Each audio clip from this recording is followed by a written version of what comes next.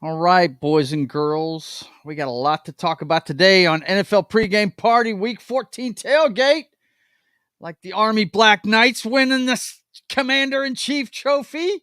Jaden Daniels walking away with the Heisman. Plus, we've also got your Week 14 slate of games. All that and more on NFL Pregame Party.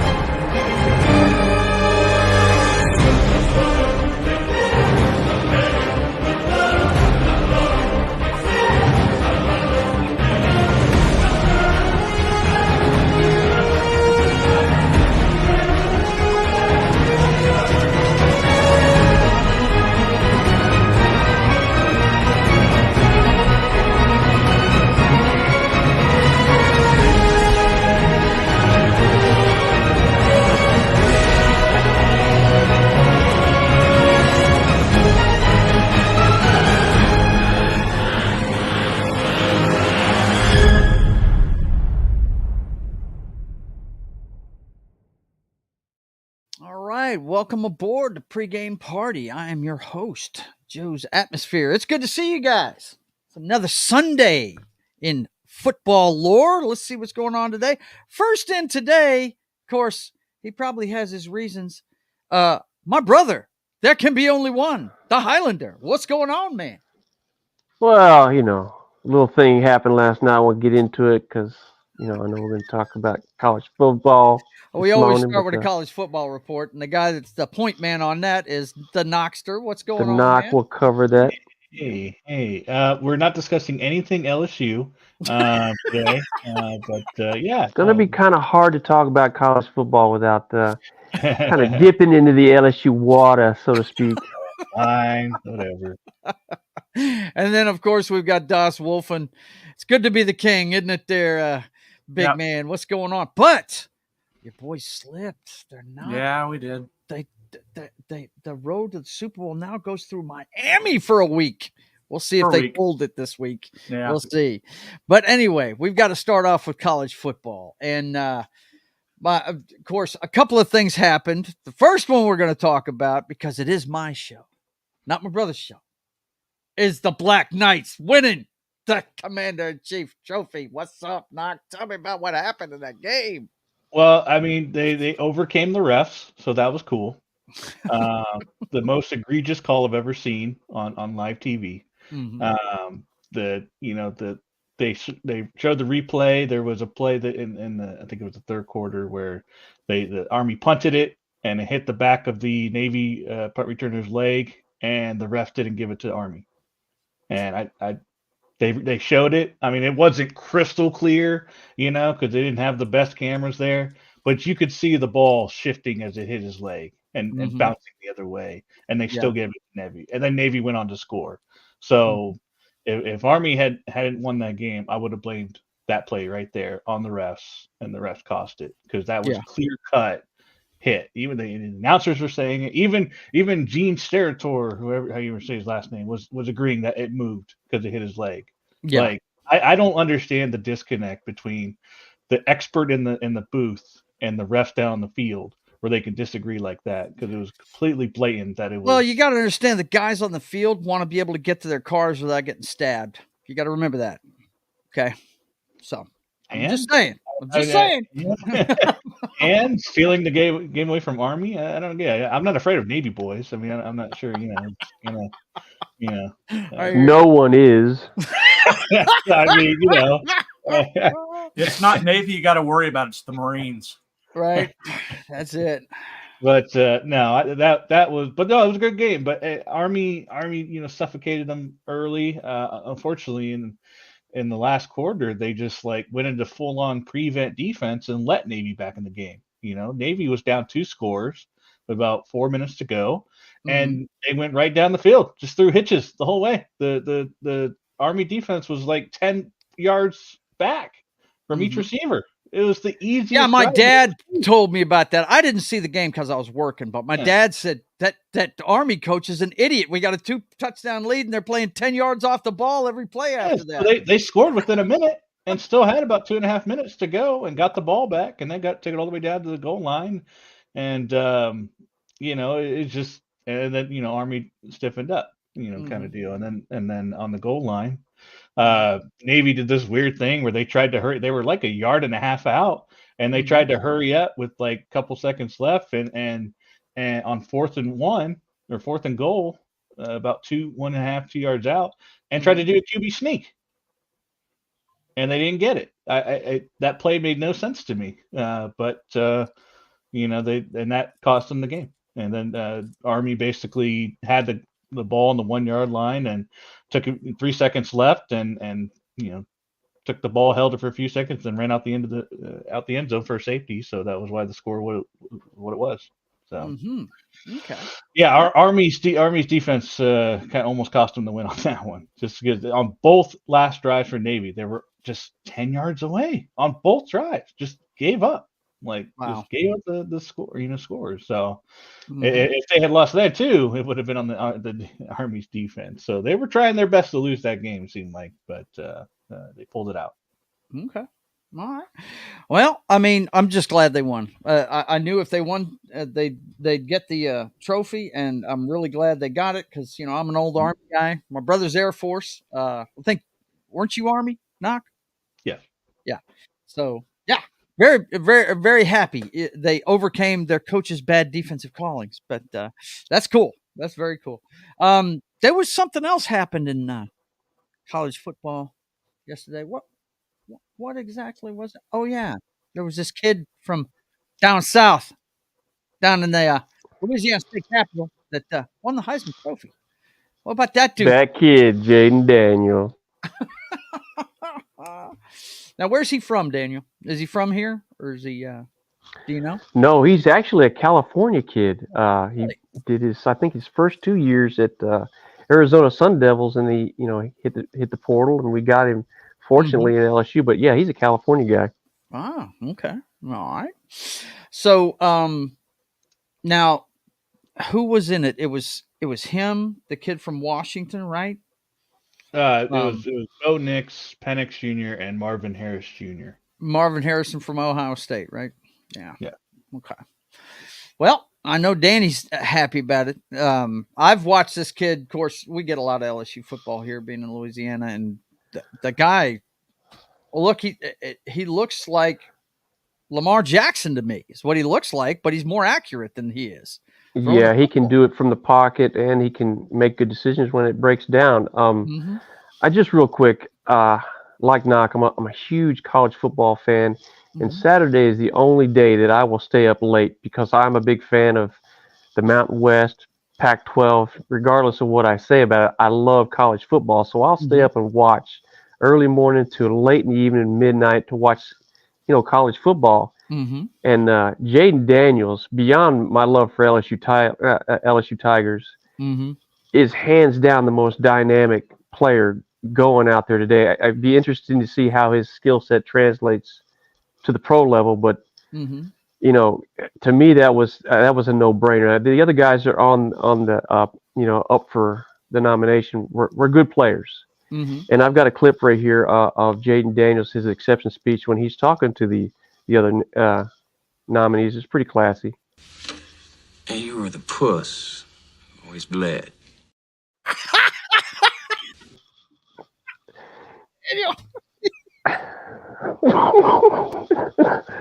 So yeah, classy, respectful, classy. But yeah, I think well deserved. Knock, you can take it from there, but for me, it was well deserved. Watched a lot of college football, and he really stood out for me. Yeah. What do you think, Knock? I'll be honest. This is really only year 2 of me fully integrating into college, so I'm still learning a lot. So the Heisman isn't really on my radar quite yet, as far as how much I care about it. Yeah. Mainly because how many Heismans have won Super Bowls? Yeah, that's the thing about that award. I mean, Johnny for the best Football was supposed to be all that in a bag of chips, and when he came to the NFL, he was a bust. I mean, it's the best player in college football. At that time, award's for. And I get that, and there should be, but so it's just kind of. I'm sure as I get more into college football, I'll probably get more into that as well, but I'm just not quite there yet. So it's kind of. I think for this one, like people like Herb Street that were on the fence, that were leaning towards Jaden Daniels, were kind of wondering what Bo Nix was going to do in that playoff or in that championship game, the Pac-12 championship game, and he did okay. Not good enough to win a Heisman. So I think that was the game that really decided it, in LSU's favor. And it's unfortunate that LSU got knocked out of that, not LSU, but Jaden Daniels got knocked out of that Alabama game because he could have won it. Absolutely. You look at his numbers for the first half. Alabama had no answer for him. He was doing exactly what he wanted when he wanted to do it. So neither defense had any answer for any offense on that one. Right. That's what I really feel bad for him on that angle right there, because if LSU had just a middle of the road defense, I think they go undefeated. But their defense was so porous. You had to feel sorry for him. Yeah. Did you find the graphic yet, Joe? Oh yes, I did. You want to talk about that next? Yeah, we'll do that. We'll do that. Unless there's anyone else that's got anything else for. We've got to talk about the college football playoff. Of course, we've got the matchups for the first round of the playoff, and it's going to be Michigan, who is number 1, versus Alabama, number 4. And the Sugar Bowl is going to be that's the Rose Bowl, by the way. The Sugar Bowl is going to be number 2 Washington versus number 3 Texas Longhorns. And what everybody's talking about is the fact that there is a undefeated top 5 conference team in Florida State that's on the outside looking in. And that's what a lot of people are talking about. Let me see. I'm going to find, you guys go ahead and discuss. I want to find that thing that me and Danny covered the other day on Booger McFarland. Well, just real quick on, the 4 teams that are available, and they're all deserving. They all won their conference. The idea that there's 5 Power 5 conferences and one gets left out, that right away is a mistake. So, Florida State, they should be there, but there should also be a 5th spot. If you're going to have 5 Power 5 conferences, why are there not at least 5 spots? Right, and what he had that wouldn't have been an issue after this year, so that's just bad timing. That's all it is. Right. It would have been Power 4, and but next year it's not going to matter. Next year Florida State's in, and so it's just bad timing. There was no way, and I believe there was no way to make everyone happy. I believe that and I know Booger is, his thing is like they were undefeated in a Power 5 conference. Yeah. And they don't want to put so much on one quarterback going down. But it's like trying to find my the point I want to make, but it's just I believe the 4 best teams are in. And I understand that there was precedence for putting in a team that was, that lost their quarterback on their way in. But Florida State had 2 games to show that they can live without Jordan Travis, and I don't think they did. 16-6 over Louisville. Okay, cool.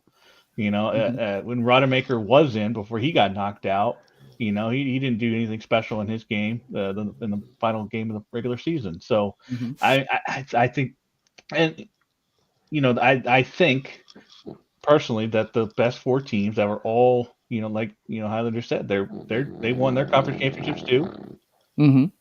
So, it's just, I don't know. I feel like the 4 teams that are in are the ones that should have been picked. Well, this is the argument that Booger put forward, and want to show you guys this. We talked about it during our show, and then I'm gonna talk about that. We'll talk about it afterwards. Hang on one second. Let me get it up here.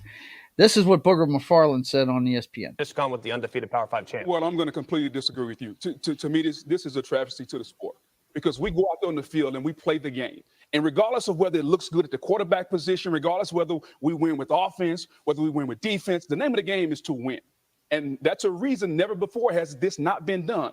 Winning a Power 5 conference, going undefeated, and not getting into the playoff. So I understand we want to look at style points and who are we going to get for the best matchups. But that's not what this is about. This is about understanding to get the 4 best teams. One team has a loss, and that's Alabama. One team doesn't in Florida State. And the fact that this committee could take a Power 5 conference champion that's undefeated. Those kids that went out there and busted their behind and not get into the playoff based on the eye test. Mind you, this is the same Alabama team who needed a prayer in Jordan Hare to beat an Auburn team that lost to New Mexico State. So that's really what has me bothered right now. Reese. Yeah, and it's got a few people bothered. What Danny was trying to touch on earlier was, if you're going to have 5 conferences that are top 5, right, then have a bye week for the number 1 and let the rest of them fight it out until you get that down to 1 team, right? Yeah. If that's going to be the case. And of course, like Knox said, we don't have to worry about it next year. There's going to be 12 teams, but guarantee you there's going to be some 2-loss team that gets in there above a 1-loss team, right? Somebody's going to find a reason to bitch. You look at Division 1A, I think it is. They're doing their playoff right now. They've got 24 teams in their playoff. Yeah. So the odds of somebody being left out it's never in question there. So I think 12 is good. I think they need to expand it to 24 because you're going to get some of these fringe programs that have great years and they're going to be left out, and you're still going to have people bitching, but you're going to capture all the jewels that are in NCAA football. They're going to be in these playoffs. So, next year will be, it's an ongoing process. They're going to get it right eventually. You're not going to be able to, appease everybody, but I think opening it up to more teams is definitely a step in the right direction. Yeah. Knock, what you got for me down here? Yeah, my issue with what Booger said. Oh, that's nothing. That's the. Okay. Yeah. All right. That's from before. Yeah. No. My issue with Booger is I feel like there was too much putting on this undefeated season. Who did they play? Who did Florida State play? Florida State. I mean, they play their schedule plus. Where other teams they take on some really cupcake non-conference teams. Florida State went out of their way to take on an LSU team right out of the gate, and don't discount the Florida Gator game right at the end of the season, which is a in-state rivalry game. That's always a huge game. That's a throw a record out the game. And the Louisville game, Louisville came in highly ranked on offense, and they shut that offense down. So the last 2 games that they won with backups really shows the steel and the resolve of that program and that team. No, and I think, that team, could do well in this playoff. We've seen at the NFL level where a team that's strong defensively will be in every game. I challenge you that the Patriots' first 2 Super Bowls they won, they didn't win it on offense. It's that defense. The Ravens, defense, so give that team a chance. But because of the way they have it set up, 4 teams are going to go. That's what you're going to have. So, they got left out, and that's what happens. Mm-hmm.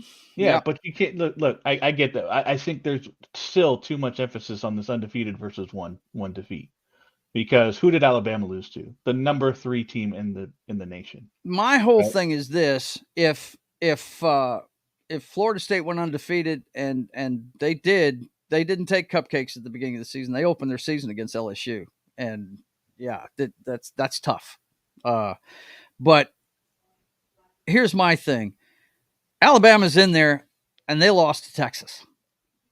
And they've got a loss, right? Now, they won their championship game, and they won the championship game for arguably the toughest conference in college football. And a conference, mind you, that everybody is trying to get into because it's so tough. So they can up their game by playing in that conference. But, when I don't watch college football, but I've been hearing all about this Florida State defense, and that's how they're winning games. The last time the Oklahoma Sooners won, they shut down a Florida State team in the national championship, and it was a game you would have hated, Knock, because we shut them down. They were scoring points on everybody. You have a misconception on me and low points, Joe, and I keep having to remind you. I don't care about low-scoring games. I care about bad offenses. I'm not talking about good defense. I'm talking about bad. I'm talking about Iowa. Yeah. Iowa. Well, apparently, Florida State's got a good defense. No, they do.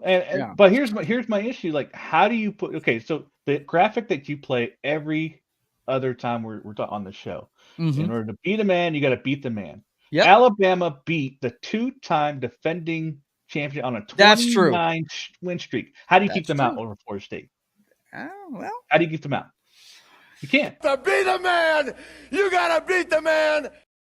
That just doesn't make sense. How do you keep Alabama out for coming back the way they did, persevering? And he's like, oh, these guys, they go out there and they work their butts off. Every goddamn team works their butts off. Why are you discounting the other people that work their butts off? Yeah. I'm not saying Florida State doesn't agree. Someone had to get left out. Florida State. Well, yeah, this is all a byproduct the way they have the system set up, and then the next year it's going to get better, and hopefully they refine it to where it's a lot more inclusive than it is now, and certainly they're doing that.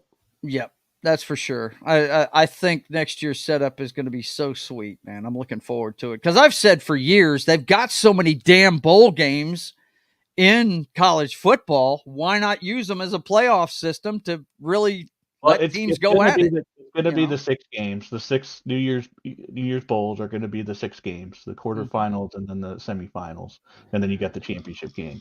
So, it'll be interesting to see the matchups that we're going to see because we may be able to see some programs that otherwise wouldn't even see each other. So we're going to see that will be interesting. You want a preview of next season? You want a preview next Liberty, and we're going to discuss that's the last thing I want to show is Liberty and Oregon.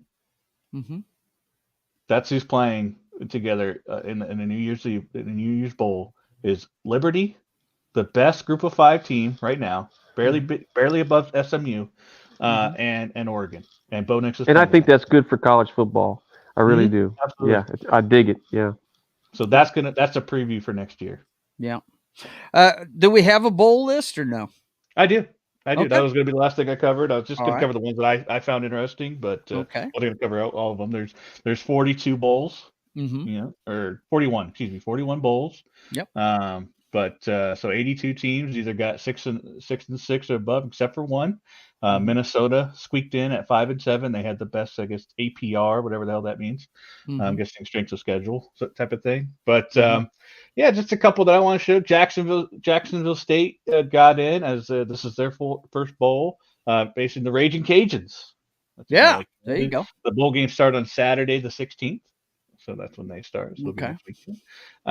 Just taking a look here. My Boise State Broncos are playing UCLA for the Star Coast Brands LA Bowl. So that'd be cool. We got a pretty good game this year. Cal versus Texas Tech. Yeah, wow. Cal came back. They beat up on UCLA to get their spot. And then Texas Tech. So that by the way, shout out to Real Wade Nation. He's coming into town for the Independence Bowl. I'm going to try like hell to get up with him so we can get some pictures together and stuff. But cool. Yeah, that's cool. All right, let's see. Just taking a look here, scrolling through. Of course, we have some during the week. I'll definitely be watching as many as I can. Let's see here. Georgia Tech. Shout out to Colin. What's up? Georgia Tech and UCF for the Union Home Mortgage Gasparilla Bowl. Could they put more words in that name? I know, right? It's great. Just taking a look here. JMU in the Lockheed Martin Armed Forces Bowl facing Air Force. JMU was another team that came in from FCS and has just dominated. They're going to be eligible next year for that Group of 5 spot. Wow. Okay. But their head coach left for I think Indiana. I think it was. So we'll see how they do. Go Air Force. Go Air Force. So let's see here. I like these games. Utah and Northwestern won a couple games. They were kind of not looking so good early in the season. They came back to get bowl eligible. So Utah. What's his name? Cam Rising will be back next year for his 7th year. Yeah. Big fan of the running Utes. I always dig that program. Yeah, dig So that. it's going to be interesting. I think if depending on how Cam Rising does next year, he'll finally be back for his last year. I think it is, and that Utah might be a team to watch next year, especially with the extended playoffs. So good for them. Okay. Let's see. Just taking a look here. Locally for me, Virginia Tech at Tulane. Tulane should Tech. be able to handle that. Our father's a fan of Tech. Yeah. Yeah. The Duke Mayo Bowl. I always like the Duke Mayo Bowl because they always dunk the head coach at the end with a huge vat of mayo. That's University of Carolina and West Virginia. This game should be an offensive shootout. It'll be fun to watch. So this might be a decent one right here. Louisville. Go Louisville. Yeah, Go Louisville. DirecTV Holiday Bowl. I don't think our Heisman. Everyone that lives outside of Los Angeles hates the University of Southern California. Go Louisville. So that should be an interesting game to watch. Let's see here. Taking a look. North Carolina State and at Kansas State University for the Pop-Tarts Bowl. That should be a pretty decent one right there. One I really want to see, but what is this? This is Thursday night. It makes you sad this is Thursday night, but Arizona and Oklahoma. That's a great matchup, actually. Dig that. I don't know how it's going to be good, though, because Gabriel, the quarterback, is going to Oregon. Mm-hmm. So see, that portal has really introduced a different element for college football. Yeah, so you don't know what your roster is going to look like on the bowl game, you know? Between that and the NFL draft, unless it's a national championship on the line, I don't know why kids would play. You know, I don't anticipate Jaden Daniels playing in our bowl game. We're going to be playing in Wisconsin, so I don't. There's a lot of guys. Yeah, the biggest thing right now has got to be Bo Nix. Bo Nix is planning to play, so that's an interesting one. That's a whole side of NCAA that I'm still trying to grasp, because apparently when you're in the transfer portal, you basically already know where you're going to go because you can't talk to anybody. Yeah, you can't talk to any schools. So you pretty much already know where you're going once you go in there. So, but it only lasts a month. But we got Oregon State at Notre Dame for the Tony the Tiger Sun Bowl. That's always a good one. So that should be a really great game. We got Mizzou and Ohio State University for the Goodyear Cotton Bowl Classic. So that should be on, Mizzou. I hope they really get after OSU, man. Please. Mizzou has had a really That's another team I can't stand. Mizzou has had a very nice season. They really have. They had some backbreaker plays, unfortunately, for them at the end of the game. Was it Schrader or is that their running back? That's an example of a school. Weren't they the first one to leave the Big 12 and go to the SEC? Yep. John? Yeah. And that's John's team. I know he knows everything about them. And it made them instantly better. They weren't they in the SEC championship game within 3 years of going there? They've done really well. They have for usually those teams that come out of the old Southwest Conference or Big 12. They haven't done very well, but Mizzou has really favored well. They've shown well for themselves, and they've had a really nice season. Yeah, that's. I think that's the. But the main thing is fuck Ohio State. That's right. Yeah, I guess the first of the New Year's Bowl, I believe that is, and then we got Ole Miss and Penn State. This should be really good. This is Chick-fil-A Peach Bowl. Should be a great matchup. Yeah, that's offense meets defense right there. Yeah, so that'll be a good one. Yeah, so I'm definitely pumped for that one. Yeah. That's Saturday, the December 30th. And then of course, the Terps are in there. Good Lord. Yeah, the Trans Perfect Music City Bowl, Auburn, after that heartbreaking loss on the final play. Maryland's had an okay season. Unfortunately, Tua's little brother couldn't hang with the big guy, so they got kind of beat up there at the end of the season. But one of the biggest games for the bowls has got to be Capital One Orange Bowl with Georgia. You're talking about Toledo and Wyoming, right? That's the big one everybody's looking for. That might actually not be a bad game. I actually dig Wyoming Cowboys. That's one of the teams that I would stay up and watch at night. You know, I dig their little program there. It's such a big bowl game. They put it on the CW. The CW, Hey, man, the mecca Inside the of college NFL's football. on the CW now too. Yeah. Every Tuesday night, boys and girls. Georgia and Florida State. That'll be interesting to see actually who plays in that game and what that's going to look like, right? Mm-hmm. Yeah. I don't know if Beck is going to play for Georgia, and then it'll probably be Rodemaker for Florida State. But as far as their skills players, I can't imagine many of the Florida State defensive players, playing in this one because they want to get drafted. Mm-hmm. So we'll definitely be interested to see. One thing's for sure on New Year's Day, Wisconsin, if they have any problems with their offense, they'll get it right when they play the LSU Tigers. Yeah. I don't know. I don't have much hope for Wisconsin on this one though, but we'll see what happens with that one. But the one I really we got high school guys. LSU's defense is so bad. I mean, it's historically bad. It's bad. Yeah. Yeah, so it'll definitely be interesting to see how that one goes. But probably the one I'm looking forward to the most outside of the playoffs has got to be Liberty and Oregon. I've been watching Liberty all season long, and they have one of the top offenses in the league. Now, obviously, that's against lower tier teams. They played no Power 5 opponents this season. That's why they're so low in the rankings, even though they actually went undefeated. They won their. I think their beautiful story is going to come to a smoldering end. Yeah, no. I think Oregon is going to freaking, and Bo Nix is playing too. I think they're going to wear that team out. Yeah, could be wrong though. Listen, I understand it. I'm hoping. What I'm hoping for is Tulane USC outcome where neither defense can stop anybody. Tulane was the front runner to get this game, but they lost to SMU. SMU took over the top spot, but I think they were 25th in the nation after the final conference ratings. So Liberty was just a hair above them with their undefeated season, and so they got the nod as the Group of 5 champ. They are the best Group of 5 team right now. So they've earned this spot against Oregon. So definitely interested. That should be hopefully a better game than Danny's describing. Yeah, I'm hoping for. Like there's a good chance of that happening. There really is, because Oregon State's defense isn't that bad.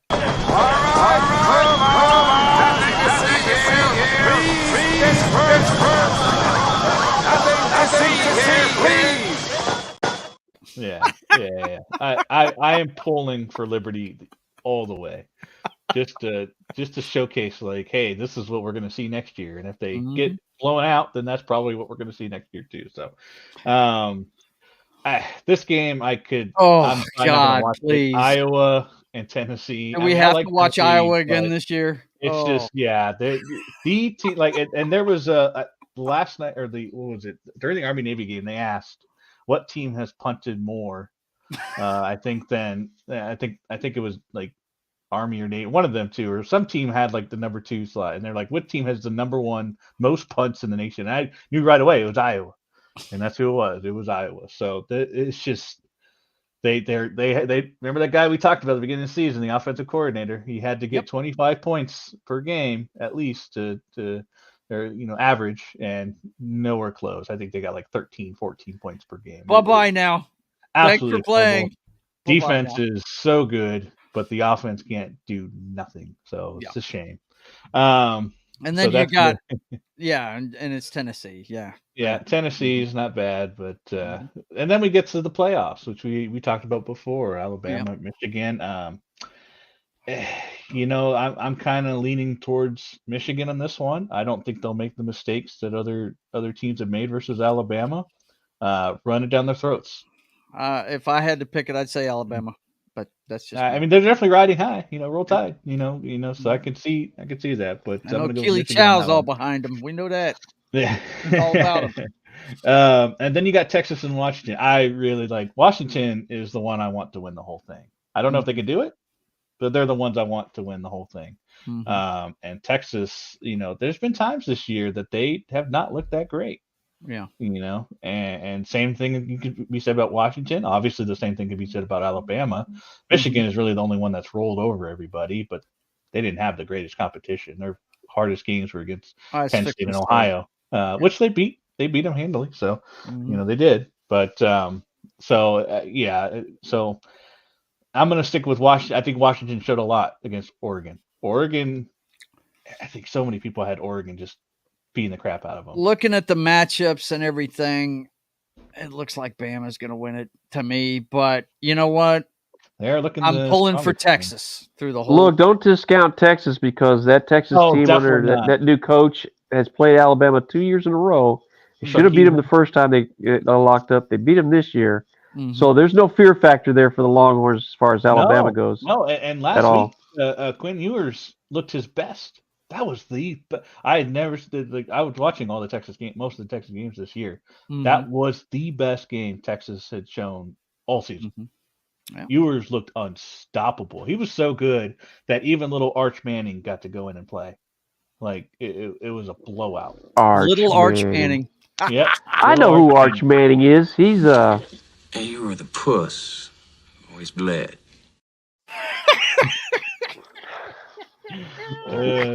So that's Arch.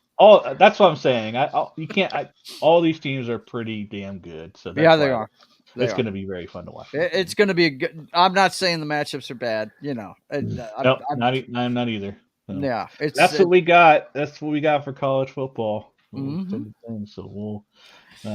That'll work, just man. Pretty much keep us up on the bowl games that's happened throughout the weeks. That's about it until. Yeah. So, I know the Independence Bowl is next Saturday, so they're going to start pretty quick. Yeah. There's a bunch of games happening. There's pretty much a college game almost every day the rest of the year. Almost. Last year there was one it was fantastic. It was every single day there was a game of football, whether it's ATA or NFL. Saturday coming up. So I'm sorry, go ahead. No, I was just saying last year there was a period of I think it was 36 days or something like that, where it was literally a game of football, whether it was NFL or NCAA, every single day for 30 something days. It was glorious.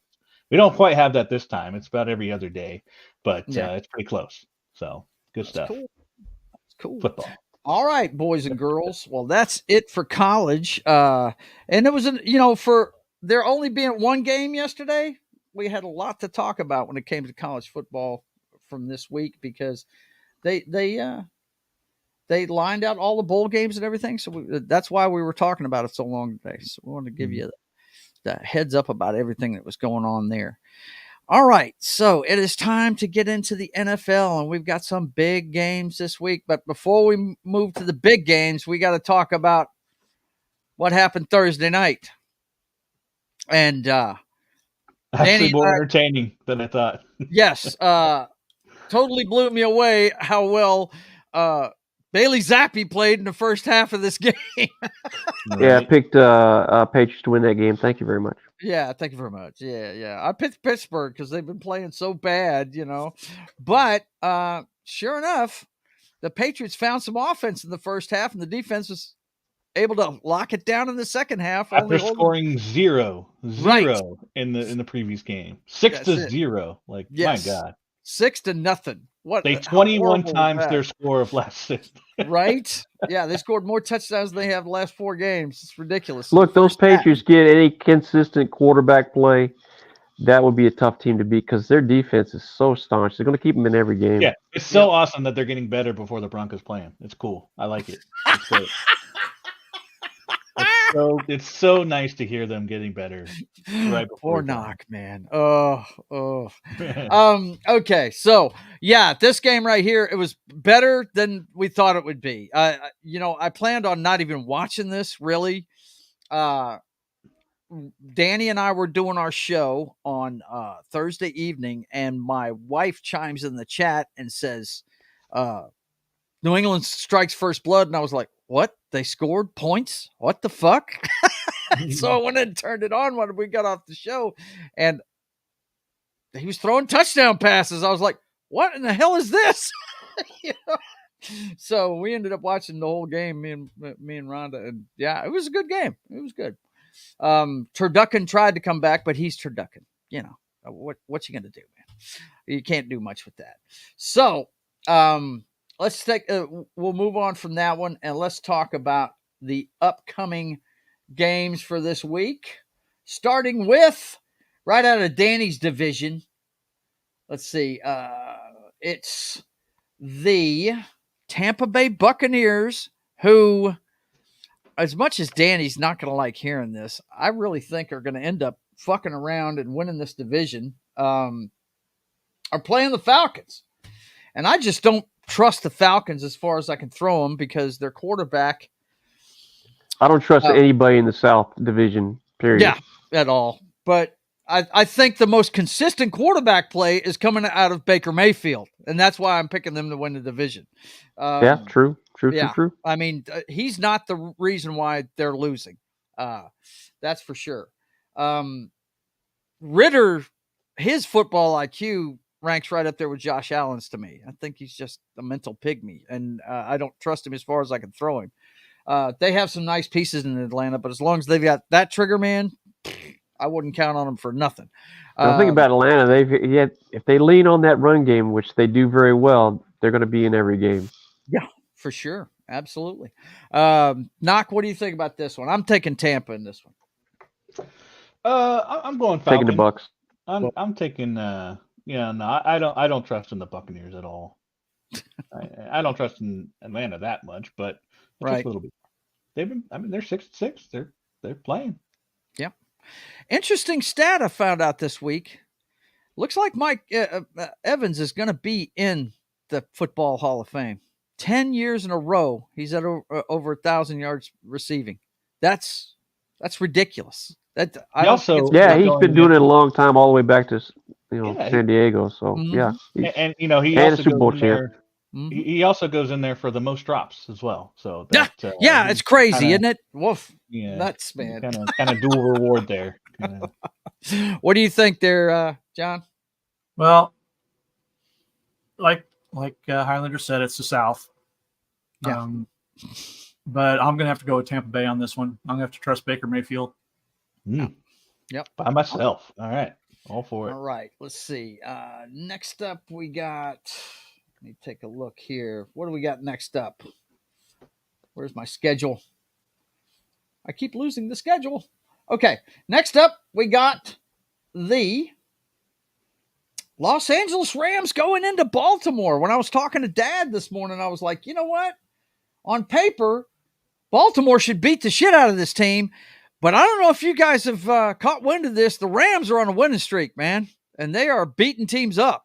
They're not being nice. Yeah, they're going to get it handed to them today in Baltimore. They're going to have to travel all the way to the east. Yeah. And they'll lose miserably. Yeah. But I'd love to see it happen, Nona. I hate the Baltimore Ravens, man. I don't like this team. But the Rams, man, they're on a winning streak. I picked Baltimore in this game, but I would not be shocked if the Rams come up with it. But to Danny's point, they are traveling across the country, and my division does not travel across country well unless you're called the San Francisco 49ers. So, Ravens. Yeah, Ravens. Go, Knock. Yeah, I'm kind of going to stick with the Ravens on this one. They've just been playing good ball. Yeah. It's just kind of, and I like the Rams, but I don't know. I'm just kind of leaning towards Ravens on this one. I hear you. John, what do you think? I'm going to go out on a limb. He says he's going on that limb. Yep. Hey, nothing wrong with it. I think he has a soft spot for the Rams because they used to be in St. Louis. So, he's got a soft spot for them boys. Don't you? Don't you, John? A little bit. I hate the owner, but the team's good. Yeah. Okay, next one we got. Oh, God, do we have to talk about this? Really? I don't know. Lions are looking a little iffy. Well, they won last week. They got back to form last week. So did the Bears. Yeah, they did. They did. It was ugly, but they got it. I don't know. I'm taking Detroit just because I think they could outscore them. But Lions. Yeah, but Fields can have that one game a month where he just looks like Superman. Detroit's defense can be scored on, but I think Detroit wins this. What do you think, Knock? Yeah, I'm gonna go Lions on that. I can't go out on that limb. I just, I think the only chances the Bears has if DJ Moore goes off, which he can't. Which he can, yeah. The Lions can outscore him. So, I mean, I just kind of. The Lions just don't seem to be able to put a full 4 quarters together. I don't know if they get bored or I don't know what's going on there, but it's not going to bode well if they don't straighten that up and play some consistent football across 4 quarters. They're going to run into some problems later in the season and going into the postseason. Well, one thing's for sure, their little mini losing streak they got there. If you put pressure on Goff, he's going to revert right back to his old self and start fumbling and turning the ball over. And so that's the key. I mean, you've got to get pressure on Goff. I think Detroit's got a good running game, and they get a little pass happy, and that's when they pay the price. If they stick to their base offense, they're going to be in every game, and they'll be a tough out for sure. Yeah. John, what do you think? Al, I learned early in the season never bet against the Lions, so I'm not betting against the Lions. Okay. Gotcha. Unless it's Thanksgiving. Right? Unless it's Thanksgiving, right? And then they're going to lose every damn time. All right. This game looked like shit a few weeks ago. This could be one of the most exciting games of the fucking day right here. Minshew Magic has got the Colts within striking range of the division, boys and girls. Within striking range of the division. And Cincinnati, if you missed that game last Thursday night, oh my God. This guy, Jake Browning, was trying to get paid on national television last week. Well, the thing about that, their backup in Cincinnati has played games already this year because of Burrow injury. So this wasn't like a new thing for him. Indianapolis are scrappy, man. It'll be a good game. It'd be interesting to see if the Cincinnati guy can put 2 games together, and if he can, they'll be in that game. But it'll be a good one. Yep. Knock, go ahead. Well, Indianapolis took a big blow with Jonathan Taylor getting surgery on his thumb. He's gonna be out a couple weeks. So, right. But earlier they in the won season, last week without him, though. Yeah, Moss is he was tearing it up before Taylor came back from his injury. Yeah, I was going to say, and quote unquote it's injury, but it's kind of like what Danny said about Jake Browning. He's played in games already for him because of wasn't Taylor out at the beginning of the season too? Yeah, not Taylor. It's Richardson. Oh no, I'm talking. You're talking about running Moss. back. Yeah. I'm sorry. Yeah. No, but no, yeah. Like the Highlander put it perfectly. They're scrappy. Yep, they are. So Minshew Magic, baby. I need both these teams to lose, so I'm hoping for a tie. He's trying to get his Broncos in the playoffs. Damn it! I guess I'm going leading, but as far as who I think is going to win, I'm not going to put too much on last week's game from the Bengals because you got to be consistent. So I'm going to. And Colts have been consistent. They have been, yes. So I'm going to go with the Colts on this one. But you're rooting for the Bengals, right? Yeah. I mean, I think the Bengals out too, and so it's kind of like you can't have both, dude. I know, right? So you want to tie and as many injuries as possible. Is that what you want, bro? Yeah. Is that what you're looking for? That'll work. No, I probably would help if the Bengals got out. So yeah. So I don't know. All right, John, what's up? Well, Bengals are kind of a team on the downslope right now. Mm-hmm. Even though they won last week, I don't think they have the stamina power to make the whole season. Yeah. Not without Burrow. So I'm going to go with the Colts. Okie dokie. Sounds good to me. Let's see what's up next.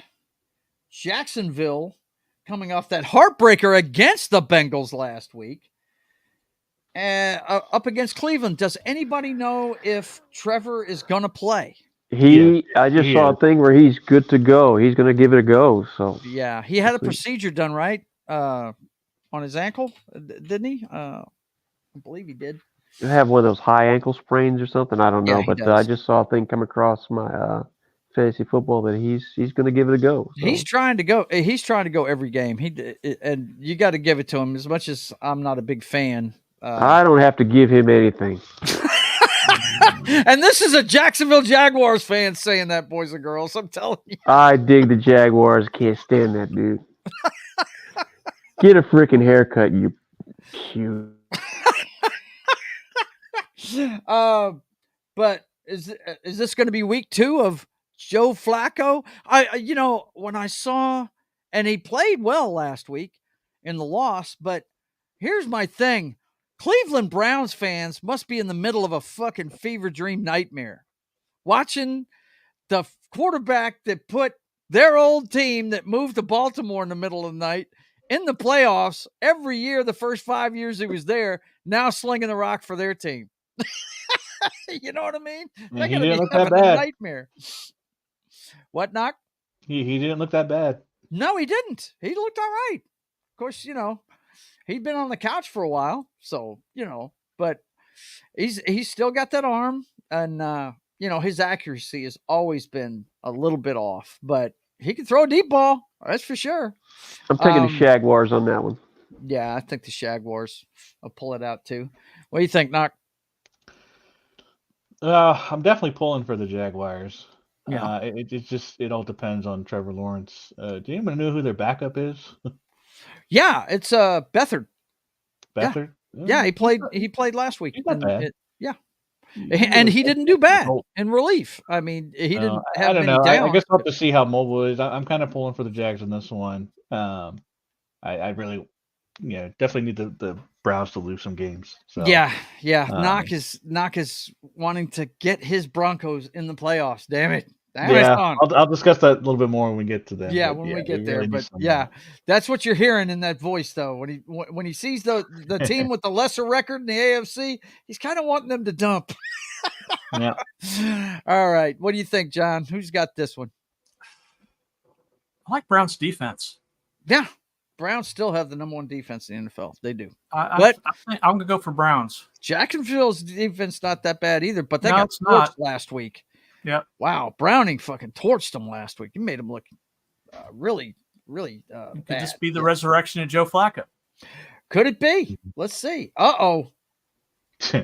Daniel, you got the Panthers. One thing I can tell you for sure, boys and girls, there's going to be a fight at some point in this game. These guys cannot play a game without fighting with each other. I can Saints are playing with the old 70s unis, got the mojo going, despite the starting quarterback and the head coach. I'm going to go with the Saints, man. Oh, God. Carr and Allen, what a nightmare combination. I hate it for you, Dan. I do. Oh, my gosh. They need to put Jameis Winston in. I'm with you on that one, man. They need to put him in and let him play. Get him back in the starting reps during the week.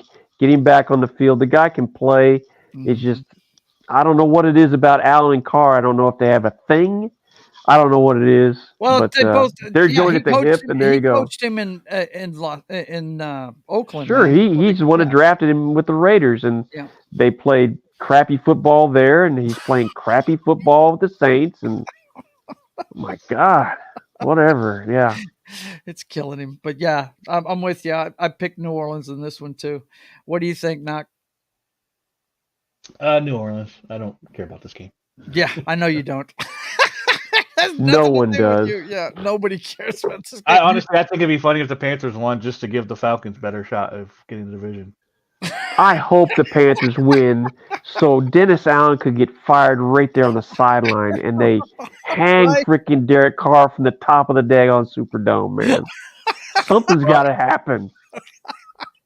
It's got to be a revolution. Go ahead, John. You can guarantee one thing, that somebody's going to wreck Derek Carr. Yeah, somebody's going to blow him up. Yeah. That's he gets wrecked coming out of the huddle, man. That guy is so bad. But yeah, I'm going to call it for the Saints. I think it's going to be a Blake Grupe field goal to win it. Oh man, yep, yeah. That's his guy. He went to high school in your area. Is that right? Yeah, he went to my high school. Yeah, cool. All right, let's see who's next. Oh, it gets worse for the Jets, boys and girls. The Houston Texans heading up to New York to play the Jets. Suck.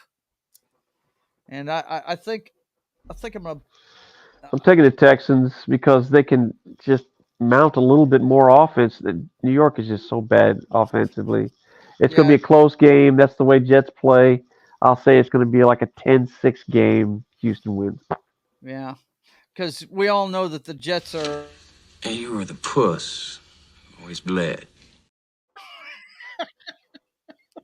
Yeah, I think. No doubt. I think the rookie of the year candidate's going to shine in this one. I got a feeling. Yeah, it's going to be Houston. What do you think, Knoxter? Well, I want the Jets to win. All teams in the AFC need to go down. I know that. You're right. Yeah, it's so damn crowded, man. For that, it is, dude. It's ridiculous. Between the 6-6 and 7-5 teams in the AFC, there's a glut. There's a bunch of them. Yep. Bengals are trying to butt in and get out of here. No. Get out of here! Stop it. No, I think Houston's got this one. I agree. It'll be a low game, but I don't know. Texans are doing good this year. Good for them. Mm-hmm. John, who you got? Rookie of the year, C.J. Stroud. That's all I'm going to say. There you go. Texans. There it is. All right, let's see. Oh, man. Here's Danny's childhood favorite team.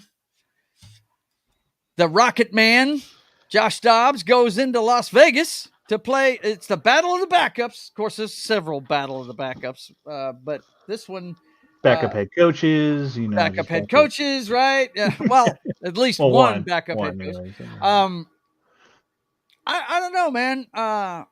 Dobbs, he looks good. He's getting Jordan. I'm going to take Vegas at home. They got rid of Daniels. I think Vegas will play with enough edge to beat that Viking team. It'll be close, but even though your Tigers coming back, man.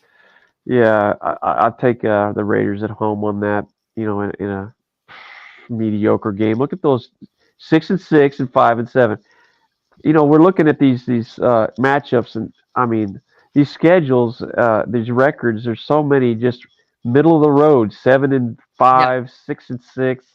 But that's what the NFL wants, right? A lot of anybody can win it any Sunday. So there you go.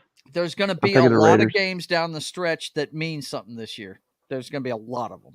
Yep, absolutely. But it's a lot of mediocre football too, which sucks. It is, and that's bad. That's bad. I mean, how many freaking backup quarterbacks we have out there? Which not all of them are doing that bad either. No, some of them. No, and then you have. There's really not a lot of good, solid starting quarterbacks, which makes for a lot of mediocre football. Yep. Mm-hmm. I mean, I'm sure Danny would love to have. Probably either one of these guys that are starting for these two teams today on his roster right now.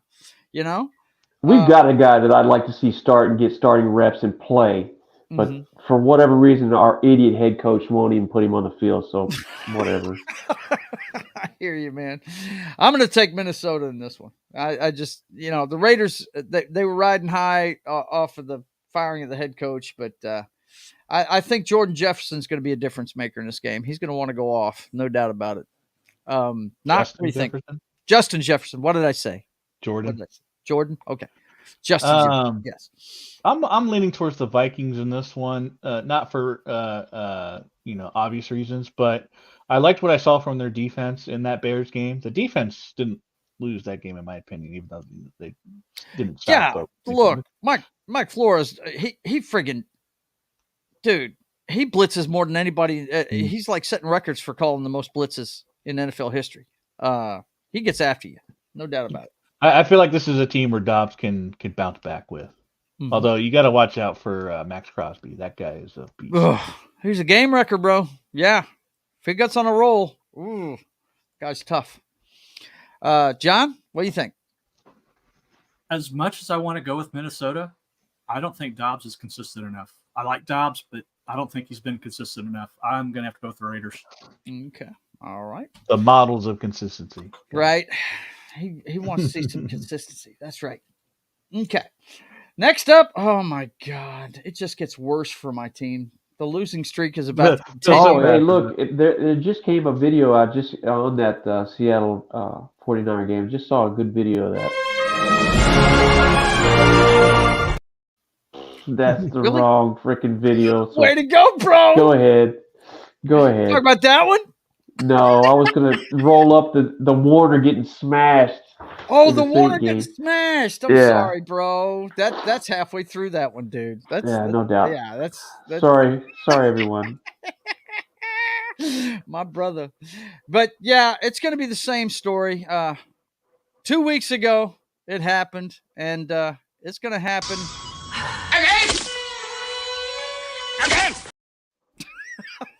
Again! Yes, sir. I believe it's going to happen again. I got a feeling the train's going to keep running down the track and keep running over us and running over us. You know what I'm saying? Now, if any team can make this team stumble, it's us or the Rams, no doubt, because we play them twice a year. We know what they do, you know. Well, yeah, that's a division game. It's going to be tough. It's going to be close, but I do like the Niners. They're starting to get into the final, end of the season, get that stride going, and I think they're going to want to go ahead and lay waste to the Sea Chunks. Yeah, they're gonna end our season tonight. Yeah, I circled this part of the schedule because I was so pissed. I was like, wait, you're making us play San Francisco, Dallas, San Francisco again, and then Philadelphia all in a month. Really? You guys suck. You know what I mean? Pay your bills, Seahawks. Pay your bills. You owe somebody some money, man. Pay that tab. Yeah, they're setting us up for failure. Go ahead, Doc. I was curious if Kittle was going to have a "fuck Philly" shirt under his jersey last week. I guess not, but because if he did, I would have felt more better about this game because the last time he did that, they lost 3 in a row after that Cowboys game. So maybe this could still extend here. If the 49ers coming off a huge game. Maybe they overlook the Seahawks a little bit, and it costs them. That's the only real hope I see. But I'm going 49ers. Then there's no hope because they're not going to overlook Seattle. They love beating Seattle, dude. This used to dictate who was going to play in the Super Bowl. This game right here. So yeah, they're gonna pull out all the stops and beat the shit out of us. I'm sure. John, what do you got? You think you're going to go on the limb with my boys? What do you think? Nope. I'm sticking with the 49ers. That's John said nope. I can't go out on that limb. I don't feel like falling off of it. I hear you, brother. I hear you. All right. Then there's John's team. They're finally playing a game. All right. And it's against the Buffalo Bills. Your nemesis for the last few years. Taking the Chiefs, going with the Chiefs, champs. They're gonna figure it out. Yep. I hear you. You know how much I love Buffalo. I'm going Chiefs, man. That guy. Yeah, look, not enough people are talking about the number 2 defense in the NFL, and that's the Kansas City Chiefs. They are the one thing you can call them is opportunistic, and we all know that Josh Allen loves to give the ball to the other team. So, stupid is, stupid does, sir. Exactly. That's exactly what Josh Allen does. So, and they like to score with it too when they get it. So, yeah, I see the Chiefs beating the Bills. They're playing at home. It's hard to go into Arrowhead and beat them there. Me and John are always going back and forth with the title of the loudest stadium. Who's got it right now? You guys got it right now? We still got it. Yeah. So we'll get it back soon enough. When we get to winning again, we'll get it back soon enough. I'm not worried about that at all. John, Knock, what do you think about this one? I'm going to go with my upset pick of the week. Now, I want the Chiefs to win, sort of, because I need Buffalo out. But, if we win and the Bills win, we're only a game behind. Yep. So we're not out of the division entirely. But I'm going to go with the upset on this one. This is my upset pick of the week. You're a sick puppy. You're a sick puppy. Yep. Go ahead, John. Tell him what the real deal Holyfield is. Tell him. Well, I have some concerns about this game. Oh, no. Namely the wide receivers, probably. Right? No, actually, no. I would be worried about that. Isaiah Pacheco is out, our running back. Oh, shit. He's out for this game. We're down Drew, what's his face from that we've got from Chargers. Clyde Edwards-Helaire ain't playing? Clyde Edwards-Helaire, but we got Jarrett McKinnon back, so that's a bright spot for us. Mm-hmm. But we also brought up Prince from the practice squad for the artist formerly known as. Yeah, but our defense is down. Brian Cook, he got stuck on IR. Tranquil, yes. Thanks, dear. What did I miss? Allie texted me Drew's last name, Tranquil. Okay, there you go. So Drew Tranquil. Gotcha. But Tranquil's he's out, isn't he? Yeah, he's out. Brian Cook's out. Harris is out. Our lineman, he's got that neck stinger. Mm-hmm. So now his backup did really well. So I'm not as worried about that. I'm more worried about our defense holding. Yeah. But then again, I can always count on Josh Allen to give away the football. I'm telling you, man. So, stupid is, stupid does, sir. So I'm still going to go with the Chiefs, but I just wanted to put those out there because there are some concerns, but I think the wide receivers are the biggest concern for that team. Yeah, I was going to say. Well, next week that gets fixed. Why is that? Because we get Justin Ross back. Okay. He's off that's his last game of suspension that they finally gave him. Okay. Because they gave him like time served. Gotcha. I look at the Chiefs like I used to look at the Patriots. This time of year is when they're going to right their ship and they're going to be cruising going into the playoffs. They're going to be a tough out. Mahomes is a great leader. Andy Reid's a great leader. They got great leadership there at Chiefs, front office, the whole 9 yards. They'll get that thing worked out, and you're going to have to deal with the Chiefs down the stretch. And Spagnuolo's going to call a good defense. That guy's a really good defensive mind. He's going to do well with what he's got. Whatever Josh it is, Allen's going to be on his ass at least 3 times this week. Yes, that's what I'm talking about. I want to see that lummox go down. All right. Stupid is, stupid does, sir. Here's the one Knox been waiting to talk about right here. And you better win this one, man. Do I have to talk about the Chargers again? God, they won 6-0 last week. We got to get after them. We need to win this one by double digits.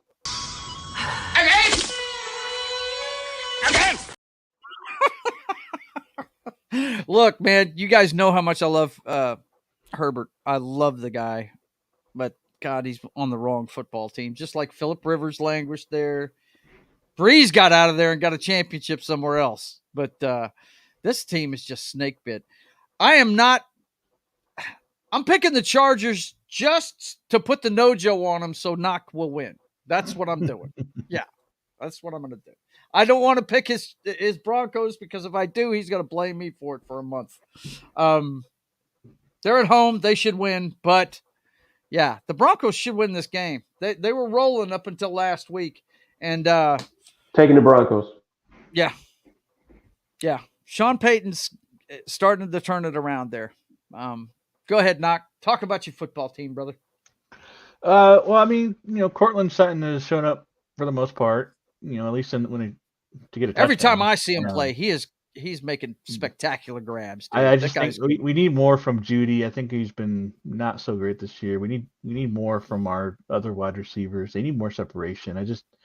I'm starting to think it's less about Wilson holding onto the ball than it is them just not getting any separation. And I don't know if that's scheme or them just not,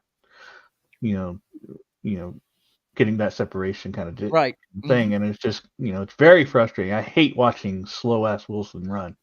I just, every time he takes off, I'm like, dude, this guy's a glacier. Like please stop it. It's, you gotta be fucking kidding. and then he'll run one for like 15 yards. It's really weird. I don't get it. Just, man. Watching Russell Wilson run, if you want to call it that, is brutal. Yeah, and it's just, I don't know. We need more. I think we need to control the clock, get Javonte Williams going, get these running. I don't think Samaje Perine is in this week. He's been banged up, but we got McLaughlin, we got Williams, so hopefully we can get the ground game going, get that play action going. They took some shots last week. They just barely couldn't connect on them. They tried really early on to take a shot. And just didn't work out. I think they should keep doing that. I was going to say, at least Sean Payton has got it into his head to go ahead and release some of those long balls. Yeah. They were on target. Is going to get them. Yeah, it was just, the defense player made great plays. That's what it was, so it's just, but keep trying. And so, and the defense, they've been better. They have. There's no doubt about it that they've been better since that Miami game. So, we really needed that win last week, but if we lose again, I think we're pretty much done. for the season, especially so because we got the Lions. It's up against it for those guys. Yeah. So we got to win. We probably have one more loss in us to have a chance, but I think that's pushing it. I don't even think that would do. I think we got to win out in order to have a chance. I think the 7th place in the AFC is going to have 10 wins. Yeah. So there's just so many teams right now in that logjam that you just can't lose games, especially like this one. So we got to have it. So we'll see what John, happens. what do you got on this one? Well, I'm rooting for a tie. And as many injuries as possible. I know. Yes. Yeah. Well, no, I don't care about the injuries. It's the tie that the tie is the most important thing. Yeah.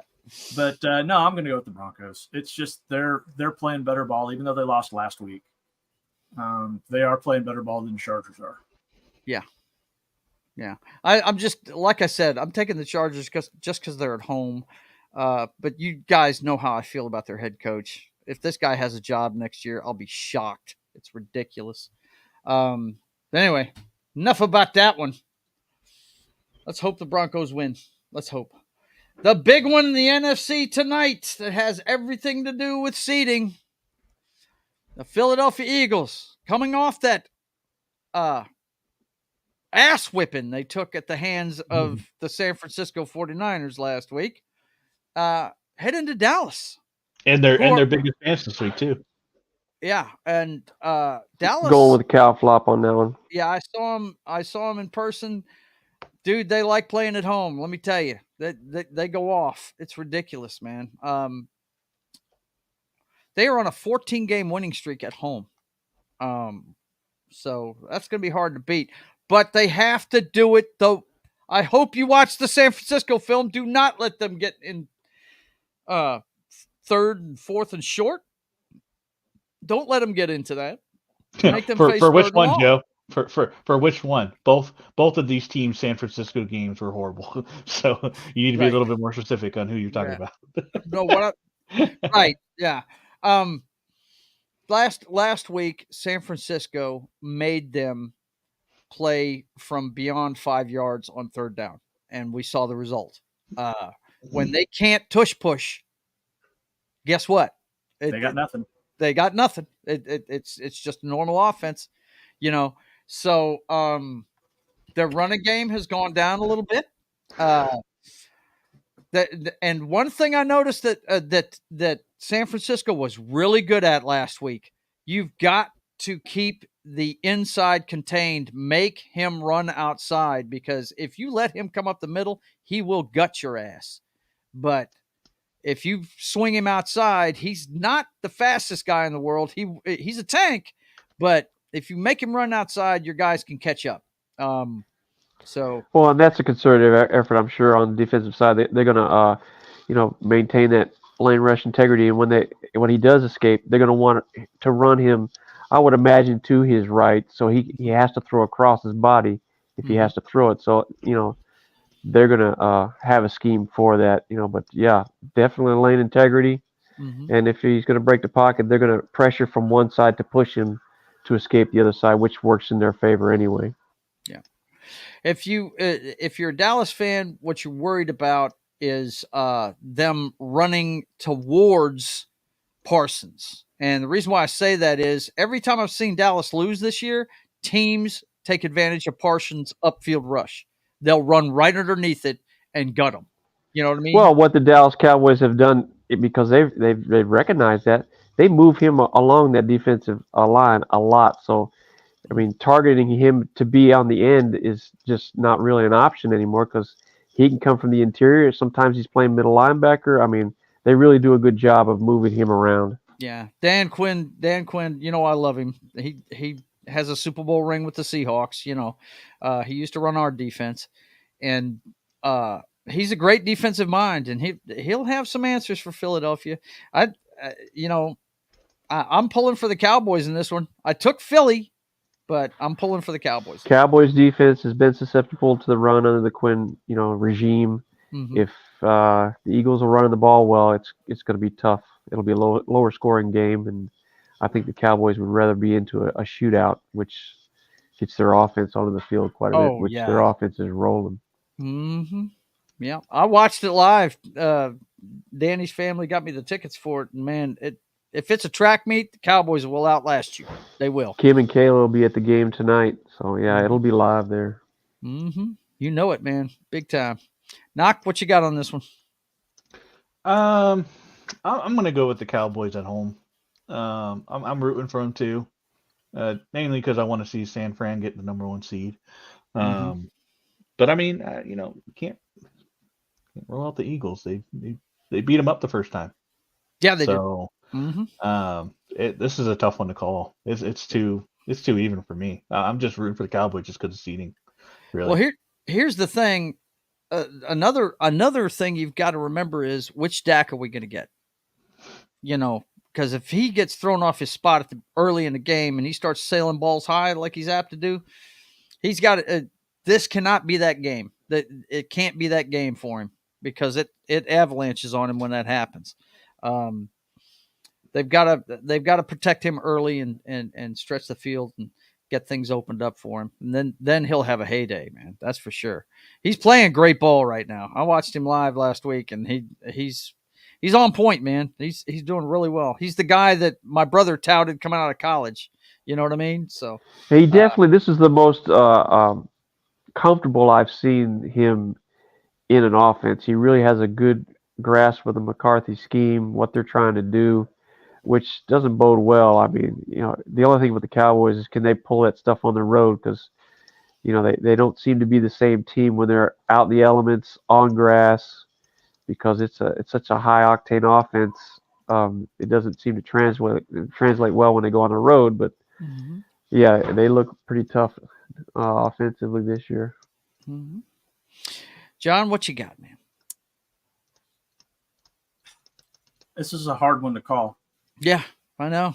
But I'm going to take the Cowboys at home just because they've been so strong at home. I'm the only guy picking Philly in this game? Wow. Okay, cool. And I understand it because Philly has no-Joe is in full effect. No-Joe's in full effect. The Cowboys win tonight. It's just falling on their heads just now. Well, Philly, they just find a way to win down the stretch. But here's what I don't understand about Philly. They'll sit there and try and throw the ball the entire first half and screw it up. And they'll come out in the fourth quarter running it down your throat and just destroy you in the second half. I don't understand why they don't come out the gate running. I don't get it. That's what they're built for. Maybe they set up their run with the passing game. Yeah, well, maybe they do. But they're just not as good at that part of the game. I don't know. But, yeah, okay. So the no-Joes, okay, there you go. You heard it first here, guys. Dallas is going to win the game tonight. Once Joe John said Philadelphia fans were like, "You gotta be fucking kidding." All right, let's see. What else we got? We got a double header tomorrow night. We got Foxy's Miami Dolphins hosting the Tennessee Titans. Is anybody giving the Titans a chance to win this game? No. I'm pulling for them, but no. I know why you're pulling for them. I mean, does Tennessee have a below 500 record? And yeah, Dolphins got it easy. Yeah.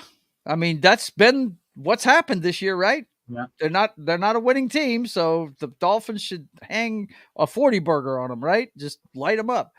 I mean, I hate it for Vrabel because I love him. I love what he's trying to do there, but I don't think he and the GM, whoever that is, see eye to eye on things because, wow. I'll say this about the Dolphins. When they run into a very physical, nasty defense, a team that's going to play physical for 4 quarters, they tend to have problems. And Vrabel, if they can get that team up, because Tennessee's a physical, old-school team. Yeah. They like to keep it close. They're going to shorten the time on the clock, play some time possessions, get after that quarterback. I still think the Dolphins have enough offense to win that game. But if they do have a chink in their armor, it's going to be a physical, rock 'em, sock 'em kind of game that they don't like to play. Yeah, for sure. And Vrabel, God love him, man. Some of the decisions they've done, like shipping Brown to the Eagles and hanging on to Ryan Tannehill for as long as they have. It's made his offense kind of, when he's had King Henry, and been able to run the ball all this time. If they could just put some kind of air attack together, they'd be deadly. I mean, when we watched them in the Oilers uniforms this year, that first game Levis came in, and they were pounding the rock early in that one, and they just, went play action off of that and hit a bunch of deep balls. They looked great, but they haven't been able to do that since with that kid. I want to know what you guys think of Levis now that you've seen him for a few games. You think he's a viable guy for them going forward, or? Well, that's that you just said it right now. That we've seen him for a couple, 2-3 games, defensive coordinators have seen him. They're gonna scheme against him, and it's going to be up to him to break his tendencies. Now, if he's one of these guys that can't break his tendencies, can't adjust, then no, he won't be a good starter for moving forward. So we'll see, but the jury's still out on him. Yeah. Knock, what do you got on this one? Do you give Tennessee having any chance? Not really. I can kind of see the physical angle for sure. Mm-hmm. I don't think they have the offense to go against the Dolphins. After Levis had that spectacular first game, haven't seen a whole lot from him enough, anyways. He's not a turnover machine. I mean, they took the Colts down to the wire, in overtime. So it was a close game. So the Titans are definitely playing better, but I don't know. I'm thinking Miami should have this all the way. Yeah. John, we know you're pulling for Tennessee in this one for sure. Yeah, the only real hope that Tennessee has is Tua's overdue for his annual injury. Yeah, right. Yeah, him and Lamar. He is well overdue for it. Yeah. How about that? Lamar and Tua both are still standing in December. Wow, and they're 9-3, so John's hoping both of them will go. That's pretty fun. Every other team has got a backup plan except the Dolphins, the Chiefs, the Ravens, the Bills. I wish we had a backup going. Right. I wish the Dolphins would give if Tua went down, I wish they would give Ryan Fitz a call. Ryan Fitzpatrick. Yeah, I would love that beyond all imagining. All right. And to finish off the week, we have another game on Sunday night, and that is the resurgent, I can't believe I'm saying this, the resurgent Green Bay Packers versus the New York friggin' Giants. The resurgent New York Giants. Taking the Packers on that one. Danny DeVito as their quarterback. It's amazing. What a headliner. Danny DeVito. What did you say, Dan? Yeah, I'm taking the Packers on that one. Yeah, dude. Okay. Look, this is the thing about the Packers that is just something else to me. They don't sign free agents. They draft players and they keep them in-house and they groom them to do what they want them to do in their system. And all of a sudden, Jordan Love's playing better than he has for the last 2 years. Well, his wide receivers are getting better.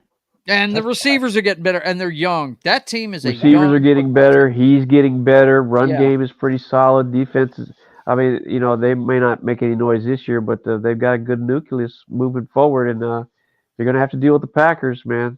Mm-hmm. I mean, the way they do things is kind of like the Pittsburgh Steelers. They have a proven method, what they go with, and more often than not, they're going to be competitive. And they're right there in it. They're right there in the race. Yeah, so they are. Yeah. Mm-hmm.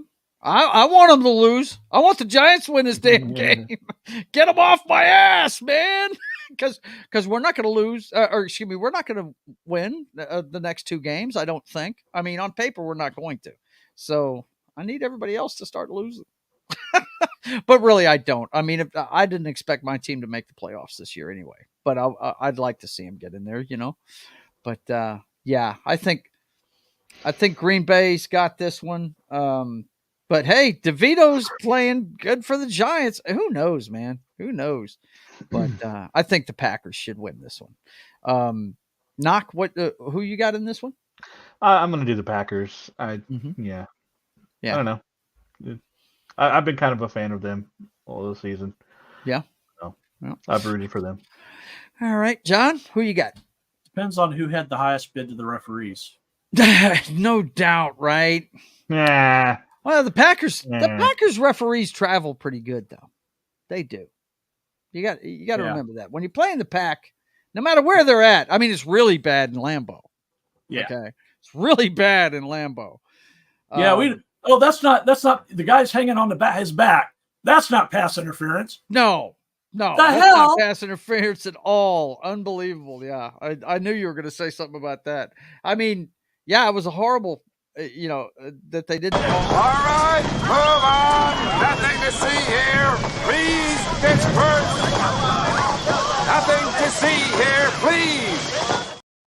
Yep, that's the refs in that game. That's it, man. That was it. Oh my God. All right, guys. That is going to do it for this week. Any final thoughts on any of the subjects we covered? I know what Danny just real quick before we go Tigers. That's it. I think you should pull up the playoff picture. The playoff picture. I can do that, sir. Yes, just real quick. See this ridiculous logjam we have in the AFC. Right, the ridiculous logjam we have. Hang on, give me a second. Danny, I know is a happy camper because his Tiger won the Heisman Trophy, so that's cool. Me personally, I don't watch college football. I only watch the Sooners. That's the only, and I don't even watch that team until I find out who wins the Red River rivalry. That's the only time I start watching football. As soon as they lost, I was like, yeah, their season's over. Because now that we're getting in the SEC. It's going to be a little bit before we're good enough to compete in that conference. So I got you if you want to put me up. Okay, sure. I got it too, but that's all right. Go ahead and blow it up, though. I had it blown up, but I switched it to the other screen. That's okay. That's okay. So we're looking at the AFC here. Yes. Yep. And we've got the division leaders, and you want to talk about a logjam in the AFC, even the division leaders, the seeding's going to be changing week to week. Didn't you guys have it last week, John? And Dolphins have got it this week? Chiefs would have been I think Chiefs would have been number 1 if they had won. If they'd have beat the Packers, right? I think Jaguars would have been number 2, I think. Well, actually, yeah, absolutely. If they'd have both won, if it had all stayed 9-3, it would have been Chiefs, Jaguars, and then Dolphins, Ravens. Or no. It would have been Dolphins second because Dolphins. No. Because I remember Rhonda was rooting for Cincinnati big time because if they'd have won that game against Cincinnati, they would have been the number 1 seed, bro. Oh, they would have been 7-2. Yeah. Mm-hmm. So yeah, you got to look at the conference record. Yep. Mm-hmm. But the logjam below that. How many teams with 7 wins? Let's see. That's 3. 1, 2, and they're 3, all and they're all in. Steelers, And you're 7, just 6, on the outside 6, looking in. Look at this 6. shit. You got a leg up on the Bengals and Bills. You need them to keep losing, and you need. We beat the Browns and we beat the Bills, so we have those tiebreakers. But tiebreakers don't matter if there's 8 teams. So you're a big Cincinnati, but no, you don't want to be a big Cincinnati fan. No, I don't. That's the hard part. But you need Cincinnati to beat the Colts today. But no, we don't want Cincinnati to win. But the Colts has got to be horrible. And then, I mean, if the Colts win, then you're talking about the Jags being the Jags and the Colts, vying for the division spot, and the loser getting one of the wild card spots. So it's can't win there. Well, the Patriots helped you out Thursday night. They did. Yes. The Steelers. That was definitely a good start. Good start to this week. Yep. Mm-hmm. That's why I need the Bengals and the Colts to get a tie. So that'll take care of that right there. So look, you definitely want John's Chiefs to hold the Bills off of you too. If the Broncos lose, yes. The Broncos win and the Chiefs lose. We're only a game behind the division. Then we don't have to worry about it. This is just getting crazy. Have you played both games against the Chiefs yet? We did. We split. Okay. All right. Cool. All right. Yeah, that's crazy, man. That is crazy. And even those teams with 5 wins, if they got on a roll, they could threaten you as well. So those teams down there. That's the crazy. We have 5 games left. Now the Broncos have a pretty decent schedule. I mean, we got the Chargers twice. We got the Raiders one more time. We have the Patriots, and we also have the Lions. So the Lions, that's next week, I believe. Might be a loss there, but if we can win those other 4, 10-7, yeah, I think we have a shot. Now, Miami being the number 1 seed, they've got some winnable games for the next 3 games. They got one of the easiest schedules. But then they've got a murderer's row the last 3 games of the season, dude. They're playing Buffalo. The Chiefs have the Chiefs have it easy. They control their own destiny. They can win every one of those games they've got down the stretch. I was talking a couple weeks ago with John saying, "What the fuck? How did the Super Bowl champ get a schedule this week at the end of the season?" I was like, how did that happen? But the Dolphins, if you look at their last 3 games, dude, if I remember correctly, it's a murderer's row. They got the Ravens, Cowboys, and the Buffalo Bills. Yeah, that's going to be interesting down the stretch there for them. I don't think anyone has a harder schedule than the Ravens, though. No, they don't. This is insane. Theirs is insane. Yeah, it's rough, no doubt. Look at that, Jackson. You got Rams this week who have been playing really good. Been playing really well. You got the Jags, you got the 49ers, Dolphins, and then they end with the Steelers. Like with their rivals, their bitter rivals, who are probably who may be in the playoff hunt as well. I mean, if the Ravens somehow manage to get number 1 seed, like they'll have earned it. Yeah, absolutely. Like there's just like the undisputed. They've earned. Yeah, but seed, will half their roster be there after those brutal games? Will Lamar still be on 2 legs at that time? All right, let's take a look at the NFC, brother. All right. So we got the Eagles, 49ers, Lions, and Falcons. Right now it's the Falcons. I think it's going to be Tampa before it's over with. But it's I've heard people bitching. Why don't they just go to seeding and not have division champs? I'm like, look, man, I've seen a losing record NFC. No, yeah, if you go back and look in the history books, win a playoff game. So they almost all have. I think there's only been like 1 that hasn't. Yep. No, I think that was the Washington Redskins. Like that was it. But even in that game, they played pretty well until RG3 got. Look at the Cowboys, 9-3. I think I heard earlier this morning on the pregame, if they win today, they lock up they'll be the first team to lock up a playoff spot if they win today. There's a couple playoff scenarios right now. Well, I don't see it really available, but yeah, there's 3 teams that can clinch one this week. Yeah, but a little bit of a long jam in here for the wild card spots here. You got a couple 5, 6, and 6. That loss to the Rams that we had a couple of weeks ago is the one that murdered us. That's the one that's going to keep us out. The Rams. But right now, you still have a better conference record than them. So if you have more than 2 teams tied, you're still ahead of them, at least. But it's going to be some shaking out. But look, you still got the Vikings and Packers. Packers have a good shot, So the 5 and 7 teams could get in. But here's the thing. You guys in the AFC are scrapping over 3 spots. I hate to tell you people in the NFC, you're only scrapping over 2 spots in the NFC because Dallas or the Eagles is going to be that number 1 wild card team. Okay. That there's no doubt about that. So we're fighting over 2 spots right now. That the low end there, the wild card.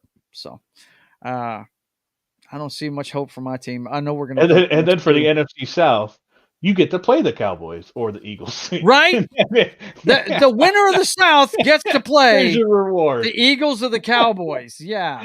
Oof. Yikes. Oh, it's too good. Oh, man. Too good. That'd be rough. Oof. Yep, for sure. So it should be interesting, man. Should be interesting down the stretch. All right. Thanks for that, Knock. Appreciate you, man. Any final thoughts on what we're going to see today? I mean, I think we're going to have meaningful games all the way down. We're going to see garbage football out of the Superdome. This is what I can tell you. Speaking of that game, the Panthers are mathematically eliminated.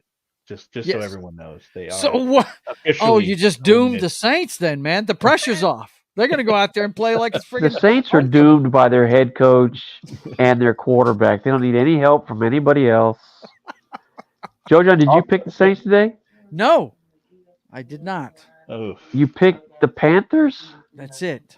To help you put the out. no-Joe on the Panthers. That's awesome. We might win today. Also, I'll be just watching football for the love of football today because all of my fantasy football teams made the playoffs, and this is the last regular season game. That really doesn't mean too much to me. Doesn't mean anything for you.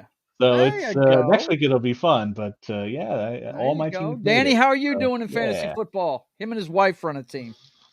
We didn't do it this year for whatever reason. Our commish didn't get it together. My work one, I was effectively eliminated 2 weeks ago. Not a good year for me for fantasy football, but we endeavor to persevere. And then we thought about it. We declared war on the United States. Yes. I know. Me and Danny talking movie lingo all the time. That's from the Outlaw Josie Wales, if you don't know. Anyway, okay. Anything else you want to talk about? Chiefs? They're gonna be victorious today, man? Yeah, I think we're gonna do it. But like I said, I just pointed out the concerns. But yeah. Well, I want to see win because I don't care what Knox says. I know he needs you to lose and all this bullshit. I want Josh Allen to get his ass kicked. I want him to I don't mind either one. I just need the Broncos to win, and then I want to see Josh Allen just get dumped on his ass because I enjoy it every time that lummox. I mean, oh God, this is Josh Allen to me. He's a total meathead. That's him. That's him right there. That's Josh. By the way, Joe Flacco is starting the Browns game today. Of course he is. Yes. Well, there were still some because the other guy was in concussion protocol. That's the only reason why he didn't play last week. Really? Thompson, whatever. Yeah. So there was still some iffiness there, but yeah, all right. Flacco was expected to start. Final word on your Broncos, sir.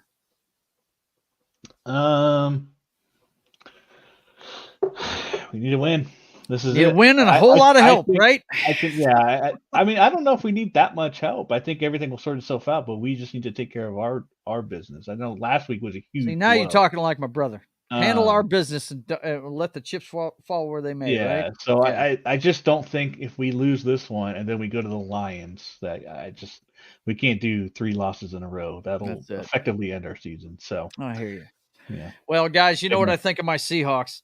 They ain't gonna make it. We're gonna dump the next 2. We don't have. I'd love to see him win. I'd love to see him put the kibosh on the Niners. I would love it. That would be awesome. But he actually made it through our murderer's row. So it was actually, and came out smelling like a rose too. Okay, so let me let you guys know what's going on with the channel. Of course, you know we do this every Sunday, 2 hours before kickoff, 10 a.m. Central Time. All the times I'm about to say are Central. Tomorrow morning on Pop Culture Minefield, we're going to do Military Monday with Gary. John should be there too. Yeah, John? Yep. Yeah.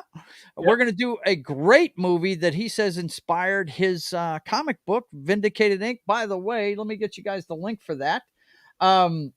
Anyway, we're going to be looking at Rolling Thunder.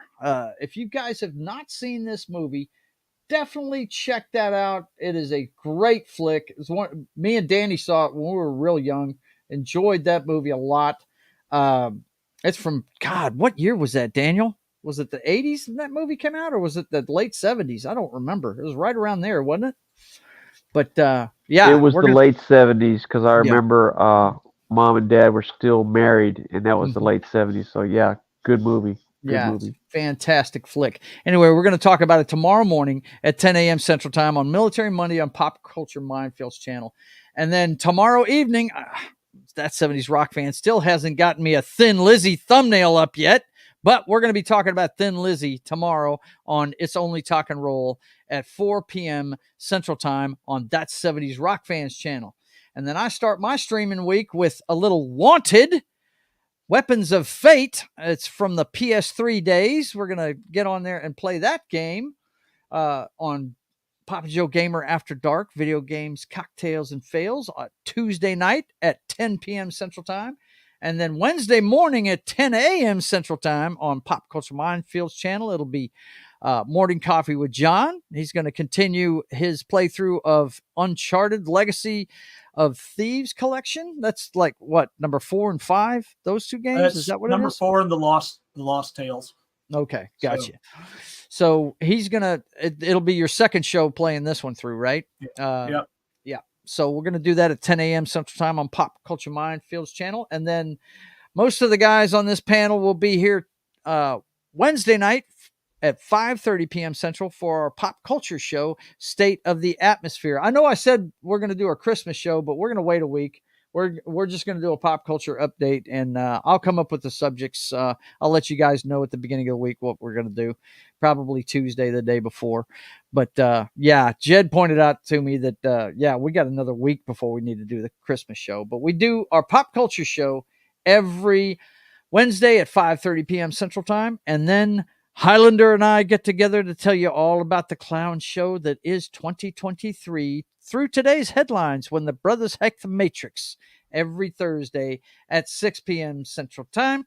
And then that same night at 10 p.m. Central Time, it'll be Papa Joe Gamer After Dark, the 7th part of my Fable 3 playthrough. Video Games, Cocktails, and Fails at 10 p.m. Central Time on Thursday. And then Friday morning, it's back to Pop Culture Minefield with John playing Baldur's Gate. He's started the third act. He's got a ways to go. This game's got a lot of stuff, man. There's a lot of stuff to play through. But that's my favorite one he does during the week, though. I love that Dungeons & Dragons game. I'm hoping to get it for Christmas. Hint, hint, Foxy, if you're watching. And then, of course, Saturday, you can watch me sketching the Privateer, but we're not going to be drawing this week. It's going to be at Shop Till You Drop. So I'll be broadcasting live from there. It's a vendor craft show that my cousin runs, and we'll be broadcasting live from there at 1:30 p.m. Central Time on Saturday, and then it's right back around to here on Sunday for football. So for myself, there can be only one, the Highlander, John, Das Wolfen, and Knock. I want to thank you guys for being here, and until we see you again, I want you guys to keep on keeping on. God bless.